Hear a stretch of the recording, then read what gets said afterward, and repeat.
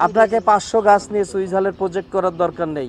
আপনার বাড়িতে একটা গাছ আগে বাঁচান, ওই একটা গাছ থেকে যেসব কাটিং বেরোবে, যে লতা পাতা বেরোবে, ওইটা দিয়ে পরের মৌসুমে আপনি লাগাবেন। এখন এটা লাগাবো কিভাবে? নবদ্বীপে এটা কিভাবে করছে, এখানে কি মাটি আছে 50%, জৈব সার আছে 45%, আর সামান্য বালু দিছে। এখানে হয়তো অতটা দেওয়া লাগেনি, যেহেতু ওর তো বর্ষা লাগবে না, ওর ওখানে গেলে দেখতে পাবেন শেড দেওয়া আছে, ওই শেডের কারণে ওর এত পানি লাগে না।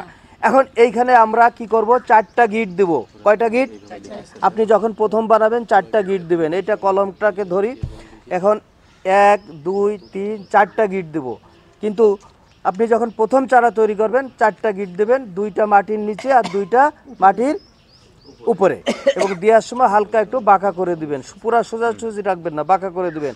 কিন্তু নবদ্বীপের এখানে কিন্তু ও কিন্তু কখনো 4টা দেয়, এখন অভিজ্ঞতা অর্জন করছে, এখন দেয় 2টো, এবং কোনো কোনো সুবা যারা বেশি অভিজ্ঞতা অর্জন করছে এখন 1টা গিট দেয়। 1টা গিট দিলে এর ভিতর থেকে ফুটে আসছে। এটা কিন্তু 1টা গিট না, এটা দেখেন এই যে পুরাতন অংশ আছে, এটা বোধহয় 2টো গিটের, 1টা গিট নিচে ছিল, এই নিচের গিট থেকে কিন্তু এই চারাটা ফুটে বের হয়েছে। আপনারা অনেকে চারা কিনবেন, যারা চারা নেবেন বড় চারা নেবেন না, এই বড় হোক আর ছোট হোক, যে চারাটা দেখবেন অরিজিনাল অংশটা মারা গেছে আর নিচ থেকে ফুটে বেরোইছে, সেটা ছোট হোক সেটা নেবেন।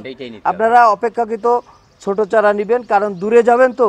বড় চারা নিলে আপনার এই গুড়ায় নাড়াচাড়া হয়ে বাড়ি যেতে যেতে এর শক অ্যাবজর্ব হবে, ও কিন্তু ক্ষতিগ্রস্ত হবে, অনেক সময় মারা যাবে। আপনি মালটা গাছ লাগাবেন, 100টা গাছের মধ্যে 100টা গাছই বাঁচে, কিন্তু চুইঝাল যদি টেকনোলজি ফেল করেন 100টার মধ্যে 100টাই মারা যাবে। যখন আপনি চারা তৈরি করবেন নিচের দিকে বাঁকা করে কাটবেন, স্ল্যান্টিং কাট বা তেরসা কাট, আর উপরের দিকে সমান করে কাটবেন। কারণ কি বলেন তো? আমি নিচের দিক থেকে শিকড় বেরোবে, যদি আমি বাঁকা করে কাটি তাহলে সোজা করে কাটলে যদি 10 মিলিমিটার হয় বা 10 সেন্টিমিটার হয়, বাঁকা করলে এর স্পেস বেড়ে যাবে। যত মুখ যত বেড়ে যাবে তত কি হবে, শিকড় ছড়ার জায়গা বেরোবে। আর উপরেরটা সোজা কেন? কারণ আমি একটু বাঁকা করে লাগাচ্ছি, ও অটোমেটিক বাঁকা হয়ে যাবে। আর কমার্শিয়াল কারণ কি, নবদ্বীপের অনেক লোক কর্মচারী আছে, প্রতিদিন এই কাটিং করে।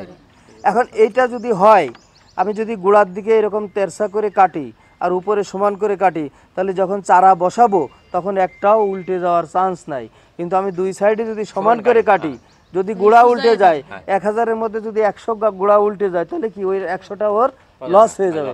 তখন আর কম পয়সায় সে চুইঝালের চারা বিক্রি করতে পারবে না। খেয়াল থাকবে, তাহলে নিচের দিকে সবসময় বাঁকা করে কাটবো।